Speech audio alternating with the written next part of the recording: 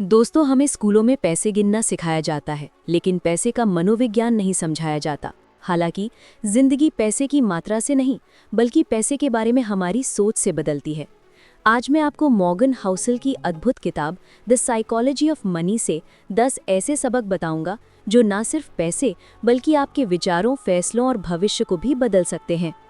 मुख्य सीख: अमीर बनना और अमीर बने रहना अलग अलग बातें हैं। अमीर बनना कोई एक बार का खेल नहीं है, लेकिन अमीर बने रहना ही असली खेल है। क्यों?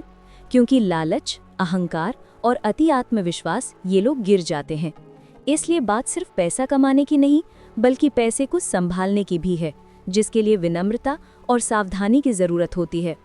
बस मॉर्गन ने कहा था, जिसके पास 100 है वो सोचता है कि 200 बेहतर हैं। जिसके पास 1 करोड़ है वो सोचता है कि 10 करोड़ से शांति मिलेगी। लेकिन क्या सचमुच शांति मिलती है?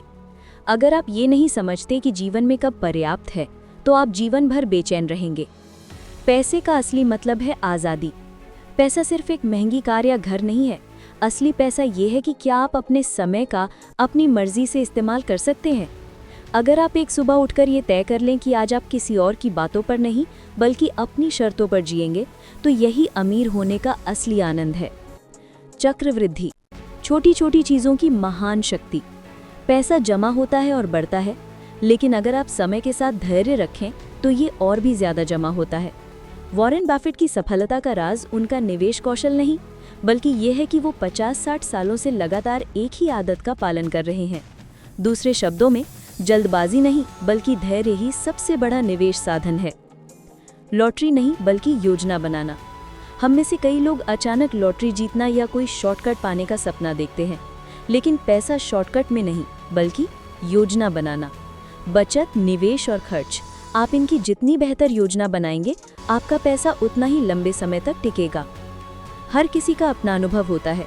कुछ लोग देखते हैं कि उनके दादाजी ने शेयरों में पैसा गंवाया था, तो इसलिए उन्हें लगता है कि शेयर बाजार खराब है। कुछ लोग देखते हैं कि उनके पिता ने रियल एस्टेट में मुनाफा कमाया था, तो इसलिए उन्हें लगता है कि ये सबसे अच्छा है। लेकिन असली सबक ये है कि पैसों के मामलों में किसी का भी अनुभव कभी भी सर्वव्यापी नहीं होता। आपकी अपनी शिक्षा, जोखिम उठाने की आपकी अपनी क्षमता, यही असली सबक है। डर और लालच, पैसे के सबसे बड़े दुश्मन। चाहे शेयर बाजार हो या व्यवसाय, लोग डर के मारे बेचते हैं और लालच के मारे खरीदते हैं। लेकिन मॉर्गन कहते हैं कि जो लोग अपनी भावनाओं पर नियंत्रण रख सकते हैं, वो लंबे समय में जीतते हैं। बचत का मतलब सिर्फ पैसा जमा करना नहीं। कई लोग सोचते हैं कि बचत का मतलब सिर्फ बैंक में पैसा रखना है, लेकिन बचत का मतलब है अनजान परिस्थितियों के लिए तैयारी करना। बीमारी, नौकरी छूटना, व्यवसाय छूटना, इनके लिए तैयार रहना ही असली बचत है। अमीरों की जिंदगी की नकल करने की कोशिश न करें। ज़्यादातर लोग इंस्टाग्राम पर अमीरों की जिंदगी देखते हैं और सोचते हैं यही सफलता है, लेकिन आप नहीं जानते कि इसके पीछे की कहानी क्या है, उन्होंने क्या जोखिम उठाए या उन्होंने क्या त्याग किया।